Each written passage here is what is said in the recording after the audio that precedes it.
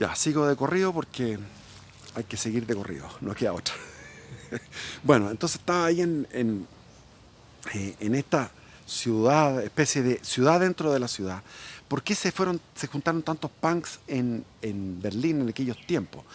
Porque había una ley que permitía que aquellos jóvenes que salían, que eran jóvenes de la República Federal Alemana, que se iban a vivir a Berlín, se les eximía del servicio militar. Entonces estos gallos se sentían, su servicio militar estaba eximido de ello. Entonces, bueno, eran todos tipos que estaban por una especie de anarquía. Entonces tomaban estos edificios, que eran hartos edificios, eran, como digo, un barrio entero, en Potsdamer Straße, y habían roto todo el comercio que estaba circundante, los habían roto. Entonces el comercio tenía latas y madera aglomerada para poder protegerse del vandalismo que hacían los squatters. Y llegaba la policía a desalojarlos prácticamente todos los días, y todos los días había pelea. Así que yo esa misma noche, de haber estado sin dormir en Colonia, estaba de noche ahí en ese bar, que era un bar alternativo que no se pagaba, todo era gratis. Y ahí en ese bar alternativo me tocó conversar con estos tipos. Él me traducía, mi amigo me traducía, este chileno que había estado viviendo, o sea, no chileno, alemán, que había estado viviendo hasta los 12 años en Chile, en Viña. Y me traducía a los otros las conversaciones y hablábamos de política. Esa cuestión era todo el rato. Y llegaron la policía y me pasaron, me acuerdo, un Miguelito grande y yo me vi envuelto en esa refriega contra la policía. Tiré el Miguelito y salí arrancando porque la policía alemana es tremenda. O sea, iban con unos palos largos así, iban pegando, y estos gallos se defendían y tenían escudos, eran muy organizados. No había liderazgo, no había líderes, había líderes naturales que eran como intelectuales, que se paraban y discursaban, pero no había una organización jerárquica vertical bien determinada. Entonces ellos se dedicaban, por ejemplo, a recoger bicicletas. Este es mi amigo, recogía bicicletas y las arreglaba. Después reacondicionaban todos estos lugares, hacían como una arquitectura interior distinta, con su estética. Realmente la estética punk tenía su gracia. Y después, por ejemplo, los baños le quitaban la puerta, entonces no había privacidad. Estaban los gallos haciendo caca y tú los veías haciendo caca. Después la lesbiana, esta amiga lesbiana, se metía con su amiga ahí delante de todo. Y otros se metían por otro lado, y ahí está así, ahí conversando con los tipos. Casi todos eran universitarios, había muchos universitarios. Este gallo estudiaba urbanismo, mi amigo, los otros estudiaban distintas carreras. Y en ese momento dije, bueno, ya quería pasar a la Alemania comunista. Y me metí en Potsdamer Straße, que era una estación de metro, y pasé por dos estaciones, como decir, uno se mete en la estación Manuel Montt y llega a la estación Baquedano, y ahí está la Alemania comunista, una cosa así. Eran dos estaciones, y en esas dos estaciones me bajo en esa estación de metro y me encuentro con los guardias comunistas, que ya los había visto, todos de pelo largo hasta acá, desasiados, desordenados, y eran los mismos alemanes, la misma raza, la misma cultura de hace 2000, 3000 años atrás, que los mismos alemanes, pero sometidos a dos regímenes totalmente distintos. Y el policía de la República Federal Alemana era delgado, elegante, era perfecto. En cambio, el alemán de la República Democrática Alemana, mal llamada República Democrática Alemana, pero para que nos entendamos, ese era el nombre que tenía, eran unos gallos con un uniforme feo, desasiados, con pelo largo, vulgares, eran vulgares, o sea, era otra clase de gente. Vulgares, y que me metieron la mano, el tipo me metió la mano para sacarme plata, me pidieron más plata de lo que yo tenía que pagar como por internación. Ellos estaban coimeados, entonces tenía que pasarles plata. Les pasé plata para poder pasar. y el tipo me metió la mano y me apretó los cocos. O sea, me metió la mano por el bolsillo, me apretó los cocos, como, no sé, queriendo que yo sacara la mayor cantidad de plata. Saqué lo que podía, tenía poca plata, era gallo de muy poca plata, y tenía que cuidar la poquita plata que me quedaba. Porque viajaba, como les digo, a deo y viajaba, durmiendo a la intemperie. Entonces de ahí eh, sal, voy caminando, voy subiendo las escaleras y aparece mi ser, mi conciencia en el Berlín comunista. Resumiendo, Berlín comunista, gris. Estaban las huellas de la Segunda Guerra Mundial, ráfagas de ametralladora en los edificios, ráfagas, no habían sido estucados. Había, en las esquinas había escombros, con wateres, con baños, con desechos sanitarios. Entonces de repente venía un tipo en una moto y sacó un water y se lo llevó. Los autos eran todos iguales, eran todos eh, con una contaminación atmosférica tremenda y todos, como les digo así, eran lentos, malos autos, no eran buenos autos. Me metí a los museos eran horribles porque eran el realismo socialista, se llamaba el realismo, tenía un nombre ese estilo de arte, eran puras cosas propagandísticas. O sea, el Museo de Arte Contemporáneo de Berlín comunista era pura propaganda comunista. Cuando estaba en el Berlín capitalista, en el Berlín libre, el Museo de Arte Contemporáneo era superior al de París y superior al de Londres. Era extraordinario. Extraordinario. Ahí entendí y aprendí lo que era el arte contemporáneo en el Museo de Arte Contemporáneo de Berlín.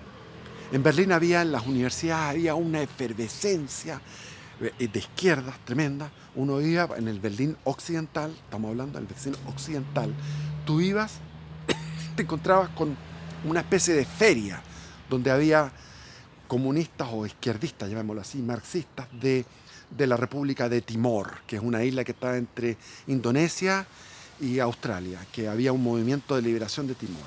Estaban del Sahara Occidental, estaban los de Angola, los de Mozambique, los de Etiopía, los comunistas de Irán que estaban siendo perseguidos por los ayatolá, por los musulmanes, estaban los palestinos, estaban los guatemaltecos, estaban los chilenos, estaban los argentinos, etcétera, etcétera, de todo el mundo. Entonces era una feria de marxistas de todo el mundo en la Universidad de Berlín capitalista, Berlín libre. En la universidad no se podía entrar. Quise entrar, no me dejaron entrar. En la Universidad Karl Marx de Berlín Oriental. Las librerías. La librería de Berlín Oriental era una librería pura propaganda. Yo no podía creerlo. Es que lo que estoy diciendo es verdad. Estaba Marx, Engels, Lenin, puras huevadas. Ni siquiera no estaban los autores marxistas como son la escuela de Frankfurt. No estaban esos autores. No estaban, o sea, uno podía encontrar en Chile, en aquellos tiempos, en el centro Belarmino, que era un centro clandestino de los jesuitas, podía encontrar literatura marxista mucho más diversificada. Podía encontrar un Karel Kosik, dialéctica de lo concreto. Pero en Berlín Oriental, en Berlín comunista, no encontrabas literatura marxista de buen nivel. Encontrabas solamente literatura estalinista, de bajísimo nivel. Así se templa el acero, pura propaganda. Te metías a los restaurantes universitarios, a los restaurantes económicos para pagar ahí. Tú pagabas con unos pocos marcos, que eran marcos de ese lado, y la comida era toda igual. En todas partes había repollo. Era para que cansarse. Repollo cocido. El olor a repollo por todos lados. Uno entraba a un supermercado, no había mercadería. Todas las góndolas vacías. Habían 3, 4 cosas. Las colas para poder adquirir. Después unos tranvías de la época de Hitler, unos tranvías en la noche, cuando veía los tranvías llenos, abarrotados de gente, todo así, apretados, apretados, pobrecitos, en una cosa donde no había ningún color, era todo gris, era todo ruina. Estaba lleno de los rastros de morteros, de ametralladoras, de bombardeo. No había, las calles, veías tú unos tipos rubios alemanes con un chuzo y una pala trabajando con una dejación, con una flojera, con una desmotivación, trabajando a estos rubios que tú los pones en Chile y son al final empresarios, y los pones en Argentina igual terminan siendo empresarios, estos mismos rubios, estos mismos alemanes, ahí trabajando con una desgano, sacando unos adoquines, poniendo otros adoquines. Tú mirabas, mientras veías eso, mirabas los edificios, y los edificios tú veías unas luces mortecinas, unas luces de 40, esas ampolletas de 40, débiles, unas ampolletas débiles, espantosas, las luces de 40. Ninguna luz fuerte, no había luminosidad, había un ahorro de energía eléctrica. Y tú veas por dentro unas cortinas tristes, feas, sucias. Dentro de la casa, una estética deprimente. Todo era deprimente. Era para llorar a gritos, era para vomitar, era para... Y ahí es el punto de inflexión donde yo digo, el marxismo está equivocado. Ese es el punto de inflexión. Al constatar con mis sentidos, con mi conciencia, a cada rato, en un día, 3 veces me revisaron, yo ya había pasado 3 veces, usted señor, su pasaporte, miraban mi pasaporte. O sea, era un control permanente. Eh, en el tren que tomé, de repente un tipo llegó y su pasaje, y sacó una pistola. ¿Por qué tenía que sacar pistola? Pero sacó una pistola, su pasaje, no tengo pasaje, bájese de aquí. Me bajé en un pueblo campesino, me iba para Leipzig.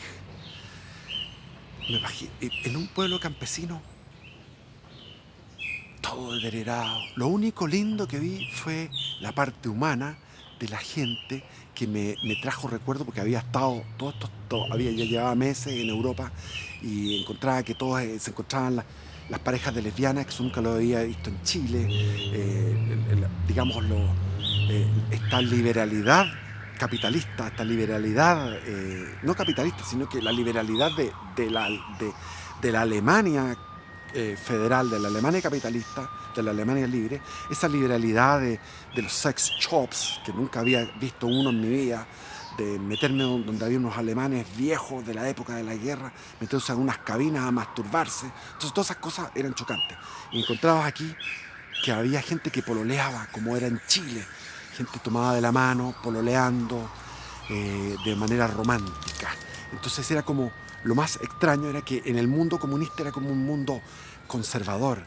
Desde el punto de vista humano era mejor, porque era como conservador. La gente estaba más sanita, más bonachona, a pesar de la experiencia de los guardias. Para ver alguna parte positiva, no cortaban el pasto, entonces como que no había máquina de cortar pasto, era un pasto como de 1 metro de alto. Yo estaba en otoño, y estaba en otoño, un frío tremendo.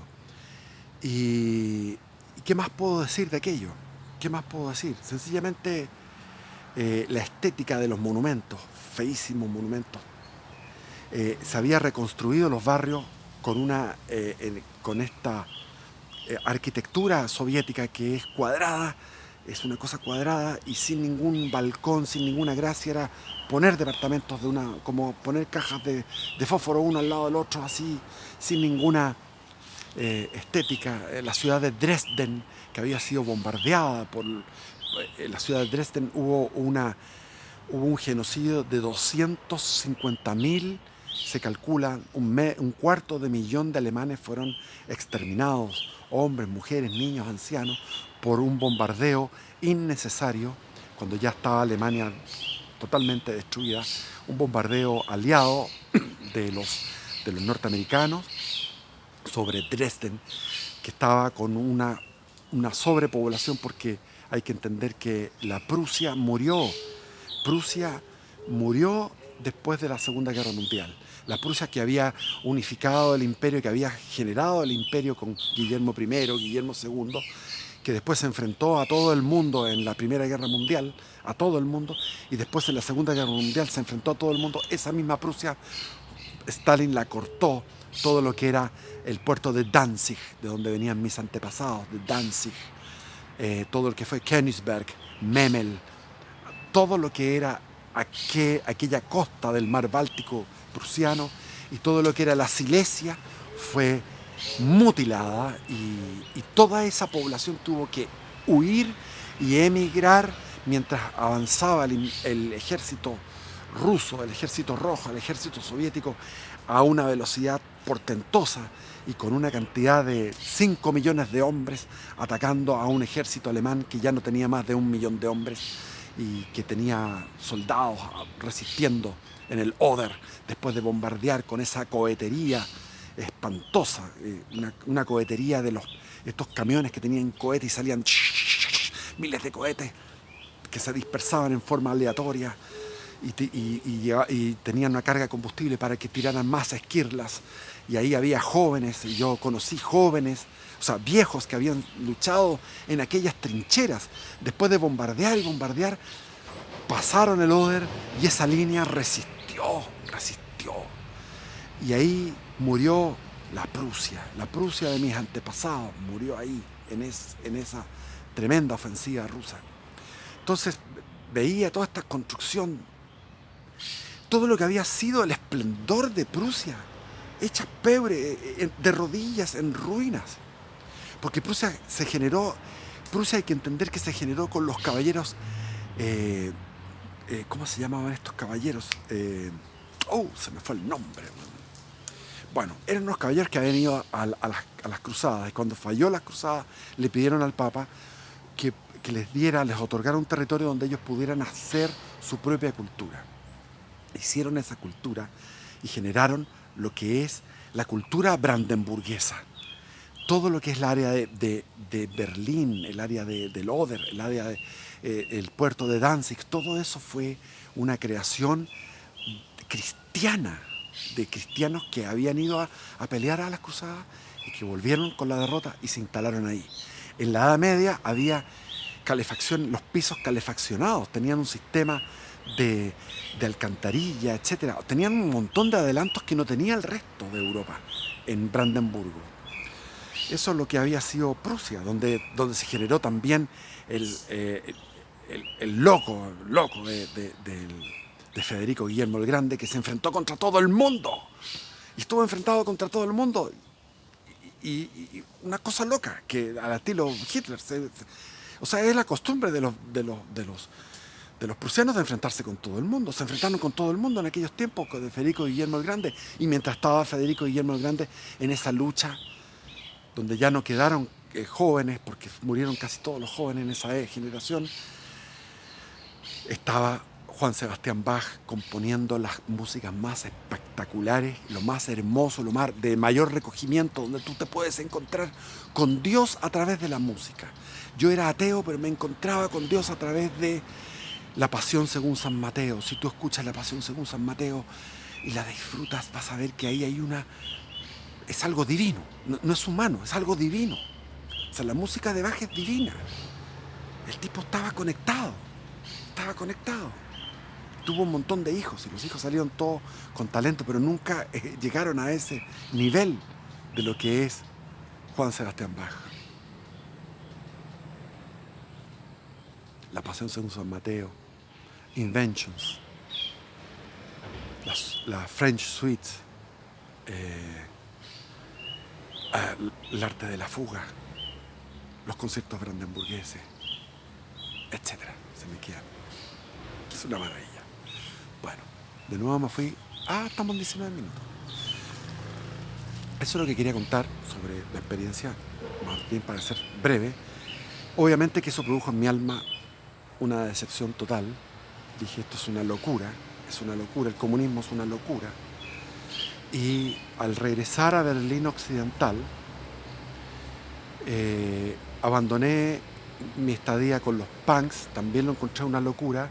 No me gustó que hayan destruido todas las vidrieras del comercio y me despedí de la universidad. Me di cuenta que la universidad era también una locura, ese marxismo renovado, alternativo, también no tenía ninguna viabilidad. Y regresé a París, a mi pieza, a mi soledad en París. Y ahí siguió mi estadía allá, eh, pensando en salir de esa ciudad, pensando en regresar, como no podía regresar a Chile porque tenía refugio político, quería ir a un lugar parecido, que era España. Y España es lo máximo. España es lo máximo. Siempre ha sido lo máximo. Así que con España es para un capítulo completo. Bueno, bendiciones y viva Cristo Rey.